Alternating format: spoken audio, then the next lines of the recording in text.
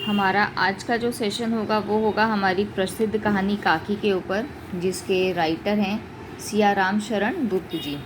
तो कहानी की जो समरी, जो सारांश है वो मैं आप लोगों को सुना देती हूँ, आप लोगों को बताती हूँ। आई होप आप लोगों को अच्छी लगे। कहानी की शुरुआत में हमें काकी शीर्षक जो है, यह कहानी श्यामू नाम के एक छोटे से बालक के बारे में है, जिसकी माँ के मृत्यु के वियोग में उसकी तड़पन से संबंधित है। मतलब शुरुआत में ही आपको दिखाएगा कि छोटा सा बच्चा है जिसकी माँ मर जाती है और उससे वो इतना प्यार करता है, इतना लगाव करता है कि उसको पाने के लिए, अपनी माँ के पास जाने के लिए वो बच्चा सब कुछ करता है। श्यामू ने एक दिन देखा कि उसकी माँ भूमि पर सो रही है। भूमि का मतलब होता है धरती पर सो रही है। उसके ऊपर एक कपड़ा ढका हुआ है तथा घर के सारे लोग रो रहे हैं और उसे घेर कर बैठे हैं, उसे यानी उसकी माँ को। वास्तव में उसकी माँ की मृत्यु हो चुकी थी। जब लोग उसकी माँ के शव को शमशान ले जाने लगे तो श्यामू ने बहुत उपद्रव मचाया। उपद्रव का मतलब होता है बहुत ही ज़्यादा कोलाहल मचाया, बहुत ज़्यादा परेशान किया।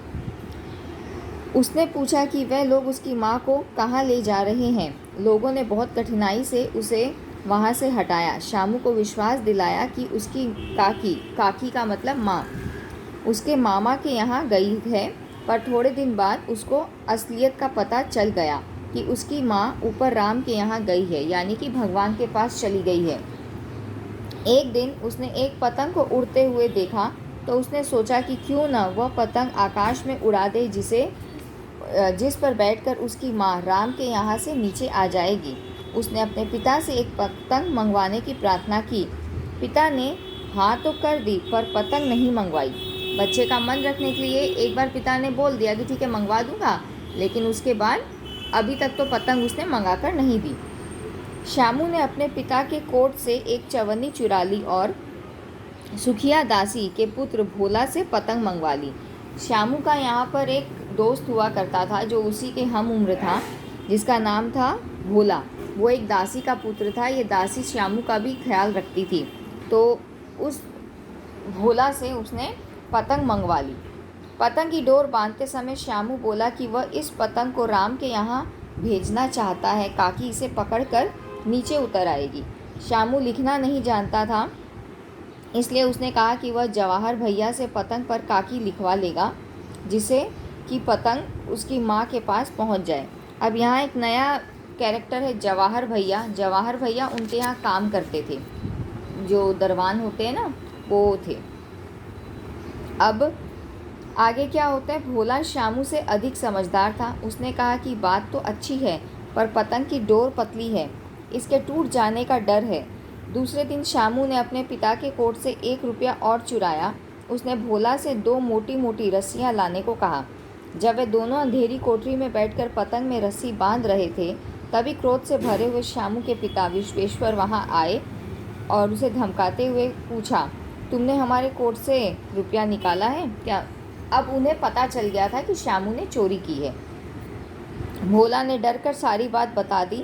विश्वेश्वर ने श्यामू को 2 तमाचे जड़ दिए और पतंग फाड़ डाली। भोला ने बताया कि श्यामू पतंग तानकर काकी को राम के यहाँ से नीचे उतारना चाहता था। विश्वेश्वर चुपचाप खड़े होकर कुछ सोचने लगे। जब उन्होंने फटी पतंग देखी तो उस पर चिपके हुए कागज़ पर लिखा था काकी। तो यहाँ पर हमारी जो ये कहानी है, कहानी यहाँ पर अंत हो जाती है।